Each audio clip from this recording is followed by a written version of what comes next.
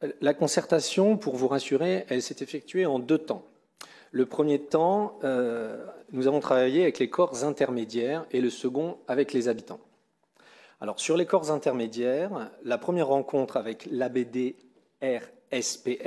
qui est l'acronyme d'une association qui regroupe plusieurs associations au sujet du stationnement payant, c'est l'acronyme, stationnement payant raisonné. Cette première rencontre s'est donc tenue en présence du maire, puis 3 autres se sont succédés cet été. Un constat partagé d'ailleurs par tous les participants à ces réunions est factuel. Tous ont convenu que les résidents bordelais concernés ont obtenu plus d'avancées significatives en 3 mois qu'ils n'en ont jamais obtenu depuis votre prédécesseur d'ailleurs, Monsieur Florian, puisque vous n'avez pas traité le sujet. Aujourd'hui, le bilan, c'est qu'ils subissent à la fois les désavantages d'un stationnement non réglementé, mais qu'ils n'en profitent pas des avantages. C'était perdant-perdant. Concernant la concertation des habitants, elle s'effectue sous 2 angles. Le premier, c'est une lettre T qui propose une enquête à laquelle les habitants peuvent répondre tout à fait librement. Et cet envoi d'enquête a été fait via un organisme tiers neutre. Tous les Bordelais concernés par les secteurs qui passeront ou non en stationnement payant réglementé sont concernés par l'envoi de ce courrier et pourront répondre objectivement, librement à ce courrier. Le deuxième angle, c'est le biais de réunions organisées à discrétion des maires de quartier, selon le format qu'ils souhaitent, en fonction de la vie de leur quartier. Cette concertation, Monsieur Scali, c'est important, porte sous des sous-secteurs bien identifiés. C'est-à-dire que, comme nous l'avons dit, il ne s'agit pas de quartiers, comme le quartier de Codéran ou comme le quartier des Saint-Augustin. Il s'agit de certaines poches dans l'intra-boulevard.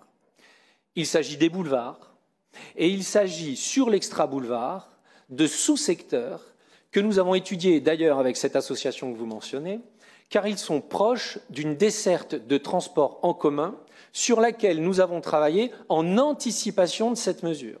C'est-à-dire que maintenant que la liane 9 sur les boulevards est connue pour être une liane efficace, fiable, nous pouvons proposer une concertation sur le stationnement payant réglementé au secteur proche des boulevards. C'est-à-dire que Codéran et Saint-Augustin ne sont concernés que les secteurs qui sont à environ 500 mètres des boulevards, de façon à ce qu'il puisse exister une alternative facile, efficace, que l'on peut rejoindre à pied. J'ajoute que ces sous-secteurs sont aussi proches de parkings publics pour lesquels nous avons obtenu des avancées encore jamais obtenues ici à Bordeaux. Ces avancées vont permettre aux possesseurs d'une deuxième voiture de la garer à des tarifs inédits ici à Bordeaux. Pourquoi ? Parce que ce travail que nous faisons sur le stationnement réglementé, qui, je le rappelle, je viens de l'expliquer, est soumis à la décision des résidents. Ce travail s'inscrit dans une globalité.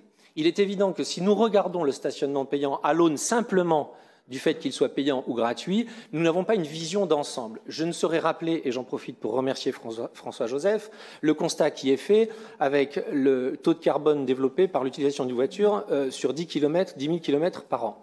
Donc il s'agit d'une globalité. Nous avons d'abord travaillé sur les alternatives, 25 km de voies cyclables en site propre, les voies bus en site propre. Nous avons multiplié par 4 la disponibilité de l'autopartage. Quand on a 2 voitures, pour pouvoir se passer de sa deuxième voiture, il faut pouvoir avoir accès à l'autopartage. La première voiture peut rester la voiture du quotidien et la seconde voiture peut être utilisée dans le cadre de l'autopartage. Je ne vais pas développer la vision d'ensemble qui accompagne cette réglementation.